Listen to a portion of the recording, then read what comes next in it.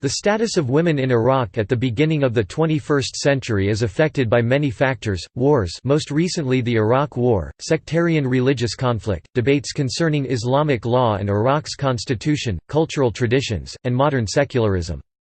Hundreds of thousands of Iraqi women are widowed as a result of a series of wars and internal conflicts. Women's rights organizations struggle against harassment and intimidation, while they work to promote improvements to women's status in the law, in education, the workplace, and many other spheres of Iraqi life, and to curtail abusive traditional practices such as honor killings and forced marriages.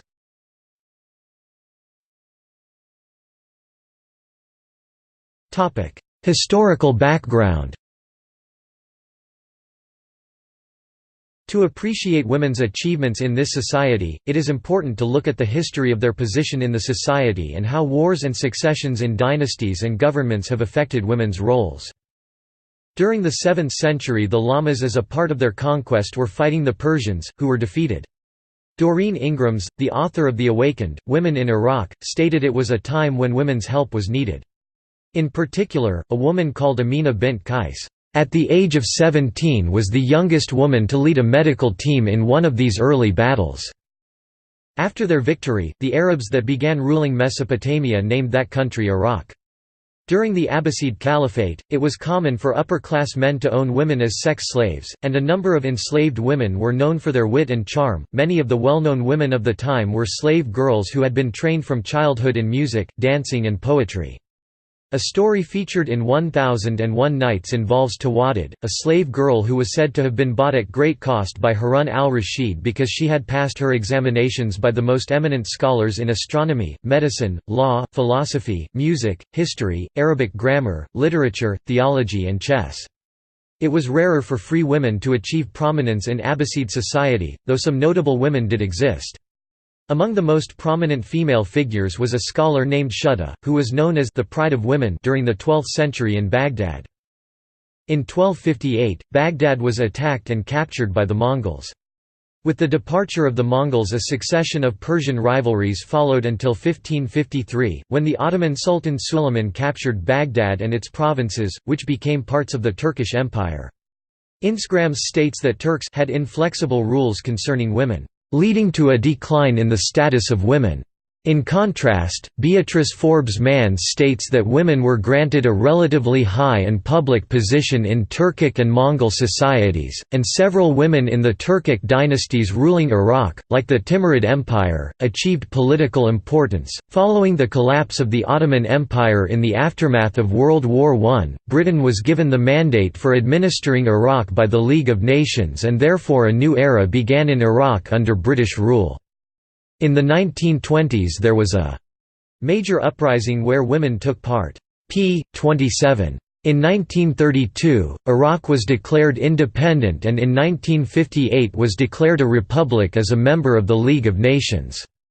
As Doreen Ingrams argues, instability was dominating the region until 1968 when the Baath party took control over the President al-Bakr and Iraq began to enjoy a period of stability. p. 28. In 1970, equal rights for women were enshrined in Iraq's constitution, including the right to vote, run for political office, access education and own property. Saddam Hussein succeeded al-Bakr as president in 1979.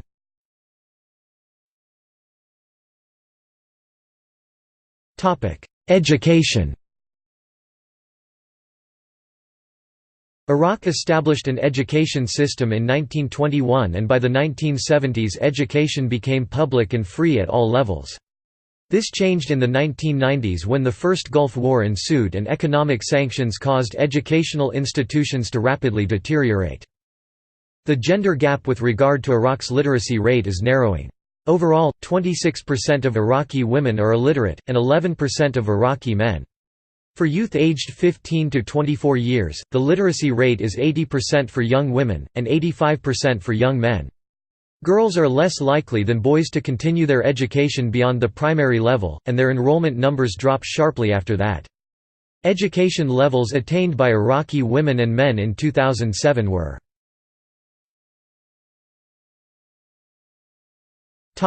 Women's rights. Women's social status and rights in Iraq have been violated and thrown aside for many years. Making up 65% of the Iraqi population, women are a vital part of the culture. They make up 70% of the agricultural workforce, with an estimated population of 22,675,617. Iraq is a male-dominated society. Although there are many classes and castes within the culture, the official language of Iraq is Arabic and Kurdish. On International Women's Day, 8 March 2011, a coalition of 17 Iraqi women's rights groups formed the National Network to Combat Violence Against Women in Iraq. The Organization of Women's Freedom in Iraq (OWFI) is another non-governmental organization committed to the defense of women's rights in Iraq.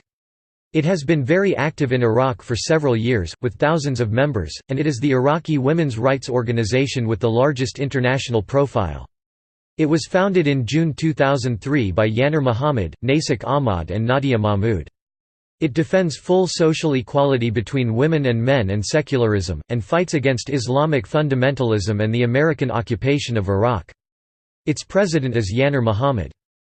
OWFI originated with the Organisation Indépendante des Femmes, active in Kurdistan from 1992 to 2003 despite government and religious oppression, and the Coalition de défense des droits des femmes irakiennes, founded in 1998 by Iraqi women in exile. OWFI concentrates its activities on the fight against Sharia law, against abduction and murder of women and against honor killings. Thousands of members strong, it has at its disposal a network of support from outside Iraq, notably from the United States.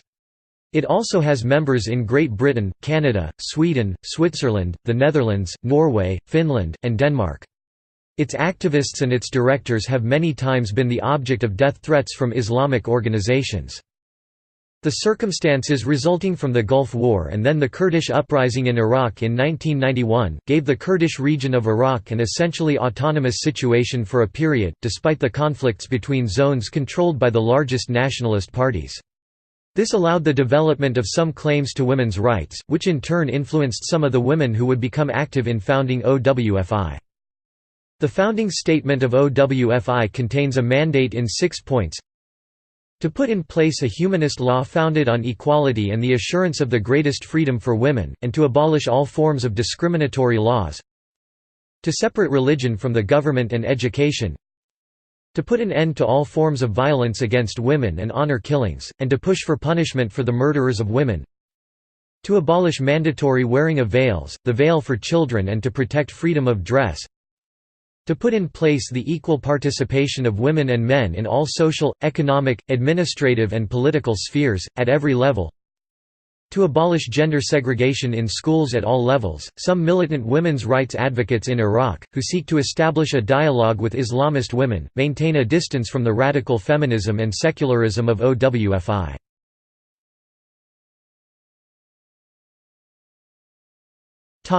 Women's rights in Iraqi Kurdistan. Some reported issues related to women in Kurdish society include genital mutilation, honor killings, domestic violence, female infanticide and polygamy. Majority of reports have come from Iraq, where the Kurdish and Iraqi population have been poorly educated and illiteracy is still a big problem among citizens. However, some reported issues have not been taken seriously, because all reported issues are common among the populations with whom they live. Some Kurds in small populated areas, especially uneducated Kurds, are organized in patrilineal clans. There is patriarchal control of marriage and property. Women are generally treated in many ways like property. Rural Kurdish women are often not allowed to make their own decisions regarding sexuality or husbands. Arranged marriages and in some places child marriages are common. Some Kurdish men, especially religious Kurds, also practice polygamy. However, polygamy has almost disappeared from Kurdish culture, especially in Syria after Rojava made it illegal. Some Kurdish women from uneducated, religious and poor families who took their own decisions with marriage or had affairs have become victims of violence, including beatings, honor killings and in extreme cases pouring acid on faces, very rare. Kurdish Women's Rights Watch 2007. Kurds generally see having large families as the ideal. Women's rights activists have said that after the elections in 1992, only 5 of the 105 elected members of parliament were women, and that women's initiatives were even actively opposed by Kurdish male politicians. Honor killings and other forms of violence against women have increased since the creation of Iraqi Kurdistan, and both the KDP and PUK claimed that women's oppression, including honor killings, are part of Kurdish, tribal and Islamic culture. New laws against honor killing and polygamy were introduced in Iraqi Kurdistan, however it was noted by Amnesty International that the prosecution of honor killings remains low, and the implementation of the anti-polygamy resolution in the PUK-controlled areas has not been consistent. On the other hand, women rights activists also had some successes in Iraqi Kurdistan, and it was claimed that, "...the rise of conservative nationalist forces and the women's movement are two sides of the same coin of Kurdish nationalism." Scholars like Majab (1996) and Amir Hassanpour (2001) have argued that the patriarchal system in Kurdish regions has been as strong as in other Middle Eastern regions. In 1996, Majab claimed that the Iraqi Kurdish nationalist movement discourages any manifestation of womanhood or political demands for gender equality. In 2001, Persian researcher Amir Hassanpour claimed that linguistic, discursive, and symbolic violence against women is ubiquitous in the Kurdish language, matched by various forms of physical and emotional violence. In 2005, Marjorie P. Lasky from CODEPINK claimed that since the PUK and KDP parties took power in northern Iraq 1991, "...hundreds of women were murdered in honor killings for not wearing hijab and girls could not attend school." And both parties have continued attempts to suppress the women's organizations. Marjorie P. Lasky also said that U.S. military personnel have committed crimes of sexual abuse and physical assault against women, and they are one of the reasons why women rights have worsened in Iraq. The honor killing and self-immolation condoned or tolerated by the Kurdish administration in Iraqi Kurdistan has been labeled as gendercide by Majab 2003.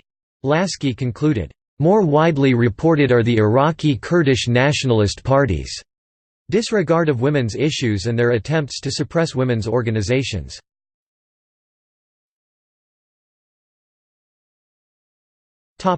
Marriage. By law, a woman has to be 18 years or older to get married. Marriage and family are necessities for economic needs, social control and mutual protection within the family. Divorce is a very common practice in Iraq.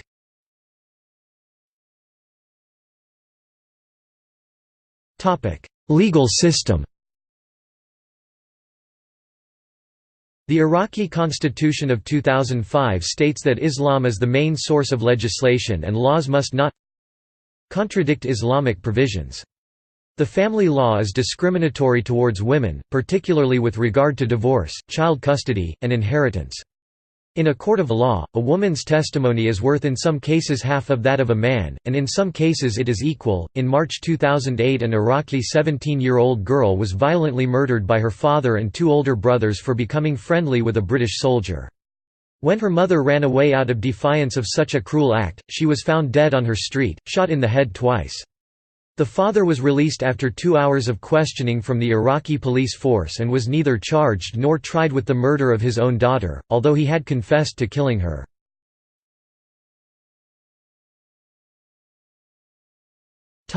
Sharia law. Islam is the official religion of Iraq, with about 97% of the population practice this religion. On January 29, 2004, the interim Iraqi government, supported by the Islamic Supreme Council of Iraq and despite the strong opposition of the American administrator Paul Bremer, launched Resolution 137, which introduced Sharia law in the Law on Personal Civil Status, which since 1958 established rights and freedoms for Iraqi women. This resolution permitted very different interpretations from the law of 1958 on the part of religious communities. It opened an additional breach in the civil law and risked exacerbating inter-religious tensions in Iraq. In a statement, OWFI affirmed, Iraq is a secular society. Women and men in Iraq never imagined that they would defeat Ba'athist fascism only to have it replaced with an Islamic dictatorship. Despite its reputation for being relatively secular, Sharia law was never totally absent from Iraq before 2003.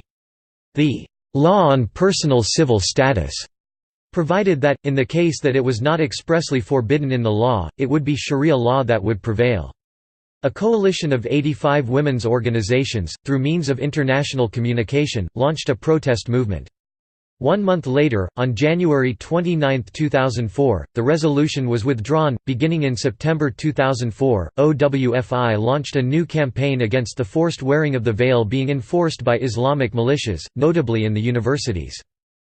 In 2005, there was once again debate over the new constitution, which considered Islam as one of the sources of Iraqi law. The outline of the constitution proposes, in Article 14, the repeal of existing law and to refer merely to family law, in concordance with Islamic Sharia law and other religious codes in Iraq. In other words, it makes women vulnerable to all forms of inequality and social discrimination, and makes them second-class citizens, lesser human beings.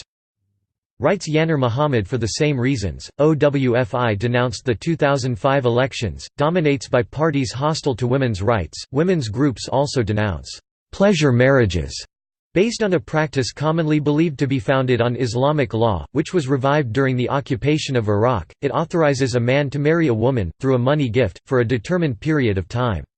In most cases, groups such as OWFI charge, it provides a legal cover for prostitution.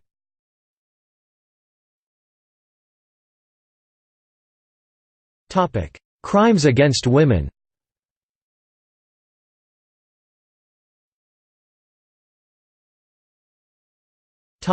Female genital mutilation. Female genital mutilation was an accepted part of Sorani-speaking Kurdish and Iraqi Arab culture in Iraq, including Erbil and Sulaymaniyah. A 2011 Kurdish law criminalized FGM practice in Iraqi Kurdistan, and law was accepted 4 years later. Mikes reported in 2011 that in Iraq, FGM was found mostly among the Kurdish areas in Erbil, Sulaymaniyah and Kirkuk, giving the country a national prevalence of 8%. However, other Kurdish areas like Doak and some parts of Nineveh were almost free from FGM. In 2014, a small survey of 827 households conducted in Erbil and Sulaymaniyah assessed a 58.5% prevalence of FGM in both cities. According to the same survey, FGM has declined in recent years. In 2016, the studies showed that there is a trend of general decline of FGM among those who practiced it before. Kurdish human rights organizations have reported several times that FGM is not a part of Kurdish culture and authorities aren't doing enough to stop it completely. According to a 2008 report in The Washington Post, the Kurdistan region of Iraq is one of the few places in the world where female genital mutilation had been rampant. According to one study carried out in 2008, approximately 60% of all women in Kurdish areas of northern Iraq had been mutilated. It was claimed that at least one Kurdish territory, female genital mutilation had occurred among 95% of women. The Kurdish regional government has strengthened its laws regarding violence against women in general and female genital mutilation in particular, and is now considered to be an anti-FGM model for other countries to follow. Female genital mutilation was prevalent in Iraqi Kurdistan and among Iraqis in central Iraq. In 2010, Wadi published a study that 72% of all Kurdish women and girls were circumcised that year. 2 years later, a similar study was conducted in the province of Kirkuk with findings of 38% FGM prevalence, giving evidence to the assumption that FGM was not only practiced by the Kurdish population but also existed in central Iraq. According to the research, FGM is most common among Sunni Muslims, but is also practiced by Shiites and Kakis, while Christians and Yazidi don't seem to practice it in northern Iraq. In Erbil Governorate and Sulaymaniyah Type 1 FGM was common, while in Garmian and New Kirkuk, Type 2 and 3 FGM were common. There was no law against FGM in Iraq, but in 2007 a draft legislation condemning the practice was submitted to the regional parliament, but was not passed. A field report by Iraqi group Pana Center, published in 2012, shows 38% of women in Kirkuk and its surrounding districts areas had undergone female circumcision. Of those circumcised, 65% were Kurds, 26% Arabs and rest Turkmen. On the level of religious and sectarian affiliation, 41% were Sunnis, 23% Shiites, rest Kakayas, and none Christians or Chaldeans. A 2013 report finds FGM prevalence rate of 59% based on clinical examination of about 2,000 Iraqi Kurdish women. FGM found were type 1, and 60% of the mutilation were performed to girls in 4 to 7 year age group. Female genital mutilation is prevalent in Iraqi Kurdistan, with an FGM rate of 72% according to the 2010 Wadi report for the entire region and exceeding 80% in Garmian and New Kirkuk. In Erbil Governorate and Sulaymaniyah type 1 FGM is common, while in Garmian and New Kirkuk, type 2 and 3 FGM are common. There was no law against FGM in Iraqi Kurdistan, but in 2007 a draft legislation condemning the practice was submitted to the regional parliament, but was not passed.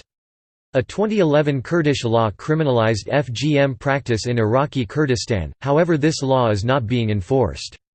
A field report by Iraqi group Pana Center, published in 2012, shows 38% of women in Kirkuk and its surrounding districts areas had undergone female circumcision. Of those circumcised, 65% were Kurds, 26% Arabs and rest Turkmen. On the level of religious and sectarian affiliation, 41% were Sunnis, 23% Shiites, rest Kakayas, and none Christians or Chaldeans. A 2013 report finds FGM prevalence rate of 59% based on clinical examination of about 2,000 Iraqi Kurdish women. FGM found were type 1, and 60% of the mutilation were performed to girls in 4 to 7 year age group.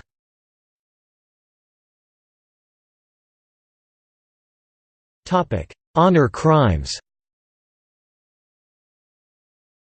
In 2008, the United Nations Assistance Mission for Iraq has stated that honor killings are a serious concern in Iraq, particularly in Iraqi Kurdistan. The Free Women's Organization of Kurdistan released a statement on International Women's Day 2015 noting that 6,082 women were killed or forced to commit suicide during the past year in Iraqi Kurdistan, which is almost equal to the number of the Peshmerga martyred fighting Islamic State and that a large number of women were victims of honor killings or enforced suicide, mostly self-immolation or hanging. About 500 honor killings per year are reported in hospitals in Iraqi Kurdistan, although real numbers are likely much higher. It is speculated that alone in Erbil there is 1 honor killing per day. The UNAMI reported that at least 534 honor killings occurred between January and April 2006 in the Kurdish governorates. It is claimed that many deaths are reported as female suicides in order to conceal honor-related crimes. ASO Kamal of the Doha Network Against Violence claimed that they have estimated that there were more than 12,000 honor killings in Iraqi Kurdistan from 1991 to 2007.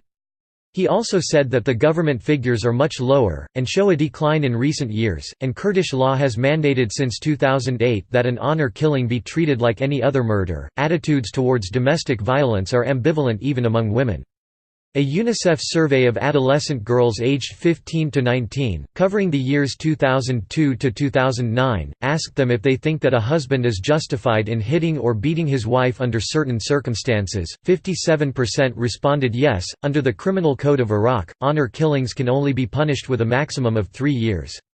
According to paragraph 409, any person who surprises his wife in the act of adultery or finds his girlfriend in bed with her lover and kills them immediately or one of them or assaults one of them so that he or she dies or is left permanently disabled is punishable by a period of detention not exceeding 3 years.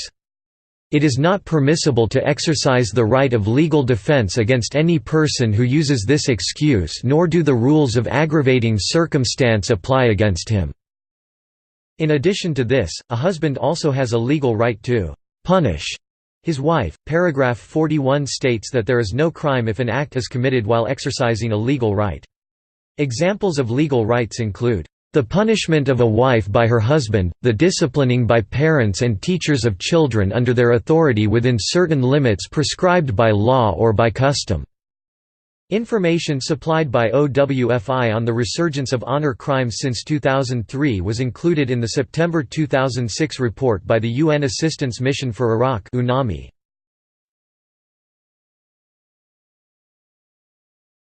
Topic: Shelters. OWFI created shelters in Baghdad, Kirkuk, Erbil and Nasiriyah for women and couples whose families have threatened them with honor crimes. The location of shelters was kept secret and they were under permanent guard. A crisis phone line number was available in each issue of Al-Musawat. An underground railroad was put in place, with the help of the American Association Madre, to allow some women to clandestinely escape the country. Several other organizations from abroad assisted this initiative. Since the end of 2007, the shelters, determined to be too dangerous for the residents, were closed and many of the women were accommodated in host families. The operation costs OWFI around $60,000 per year.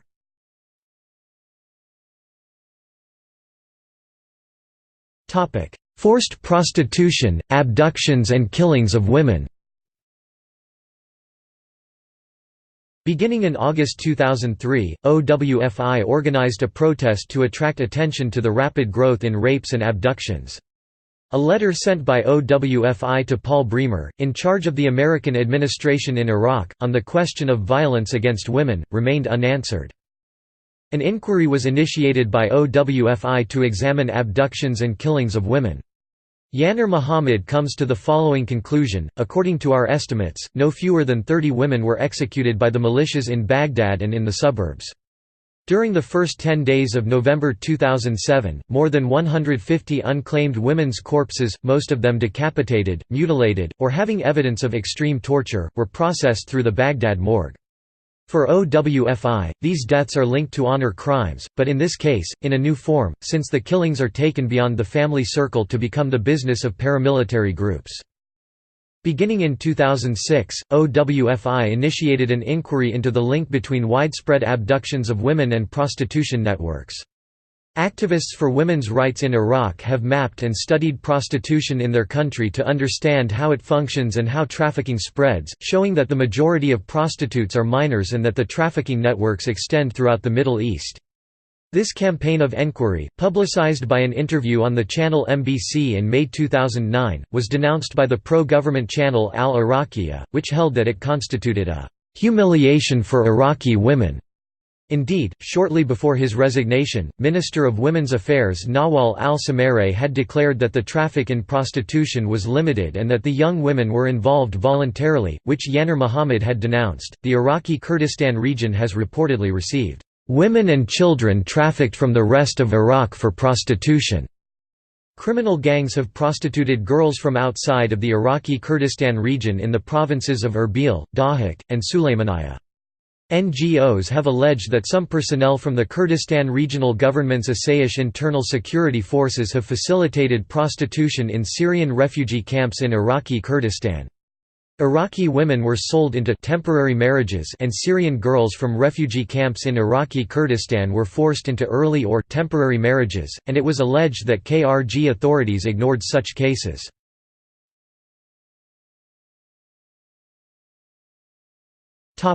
Abuse of women since the invasion.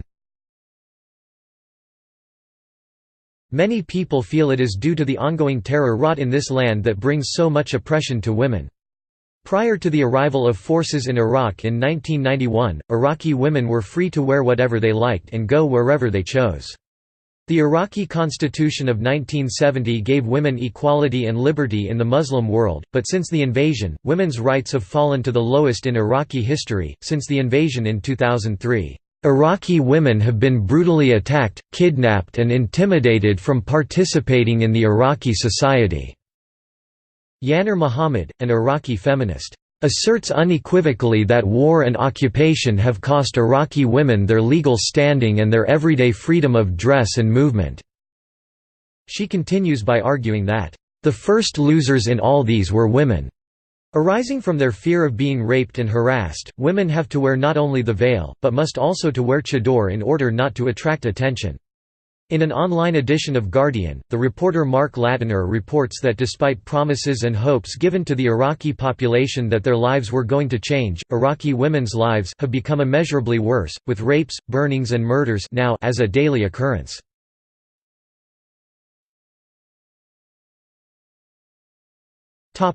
Women's prisons. OWFI has set up an observation group of activists, directed by Dalal Juma, which focuses its action on the defense of the rights of women in prison and in police detention.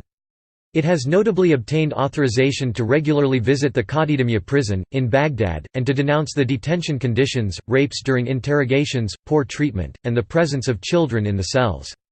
OWFI has taken part in negotiations with the municipality of Baghdad to open a daycare in proximity to the prison. In 2009, OWFI was alerted to the situation of 11 women condemned to death, detained in this prison, after the execution of one among them. In 2010, OWFI observers met young girls aged 12 years, expelled from Saudi Arabia for prostitution and imprisoned in Iraq. In February 2014, Human Rights Watch released a 105-page report, "No One is Safe," alleging there are thousands of Iraqi women in jails being held without charge, that are being routinely tortured, beaten, and raped.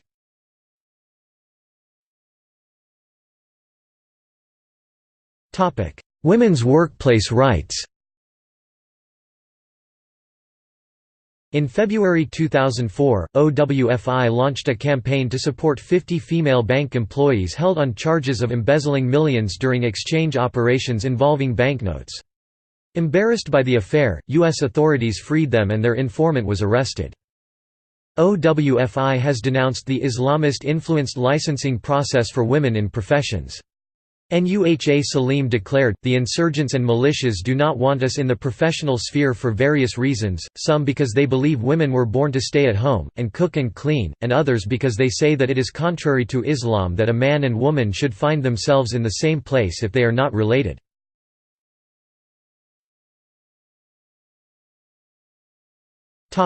Women's social life. Valentine M. Moghadam, author of Modernizing Women, Gender and Social Changes in the Middle East, argues that women were the first whose social life was affected by the economy and in cases of war. The onset of the war with Iran brought about a toughening of the state's position on women. Women were not allowed to travel without their husbands, fathers, or guardians, and their role was to bear children.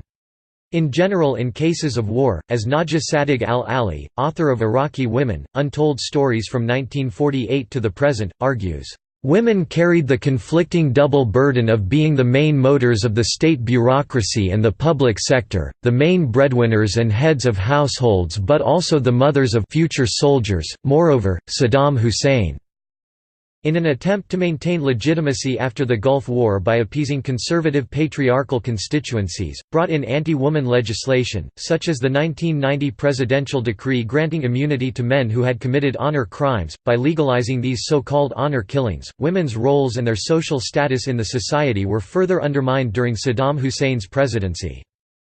As noted by Yasmin Hussain, author of Women in Iraq, the traditional role of women in Iraq is confined mainly to domestic responsibilities and nurturing the family.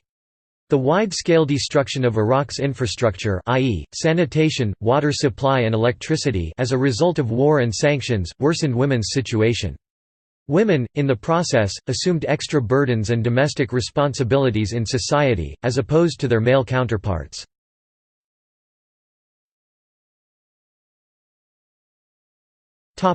Women in the government and military. The Iraqi constitution states that a quarter of the government must be made up of women.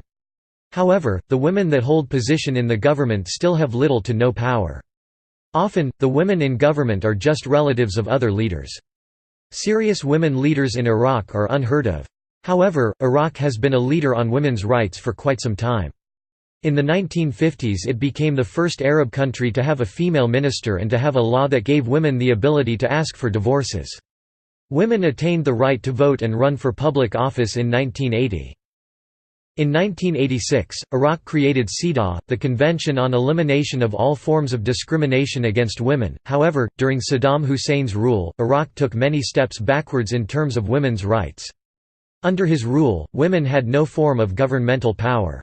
Women had to lobby the American administrator in Iraq, L. Paul Bremer III, to mandate the requirement of a quarter of the parliament's members being women. There is also a large divide among the women themselves, some more modern women wanting a larger percent of women in the Iraqi government still, and some more traditional women believing that they and others are not qualified enough to hold any sort of position in the Iraqi government.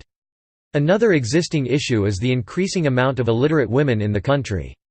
In 1987, approximately 75% of Iraqi women were literate. In 2000, Iraq had the lowest regional adult literacy levels, with the percentage of literate women at less than 25%. This makes it increasingly difficult to put educated women in a position of power. Although there are many issues with the current spread of power among genders in Iraq, they are one of the more westernized Arab countries. However, there is hope for women in Iraq. After Hussein's fall in 2003, women's leaders in Iraq saw it as a key opportunity to gain more power in parliament. The leaders asked for a quota that would have seen that at least 40% of the parliament to be women. In the 2010 national elections, a group of 12 women started their own party based on women's issues, such as a jobs program for Iraq's 700,000 widows. The United States' involvement in Iraq was seen as detrimental to women. Since Prime Minister Nouri al-Maliki was elected as Prime Minister of Iraq, not one woman has been appointed to his senior cabinet. Many women across the country, especially young women, are afraid to voice their political voices for fear of harming their reputations. When they do become active politically, they are seen as being influenced by the United States and trying to push a liberal agenda. Constitutionally, women lost a number of key rights after the United States entered Iraq. The Family Statutes Law, which guarantees women equal rights when it comes to marriage, divorce, inheritance, and custody, was replaced by one that gave power to religious leaders and allowed them to dictate family matters according to their interpretation of their chosen religious text.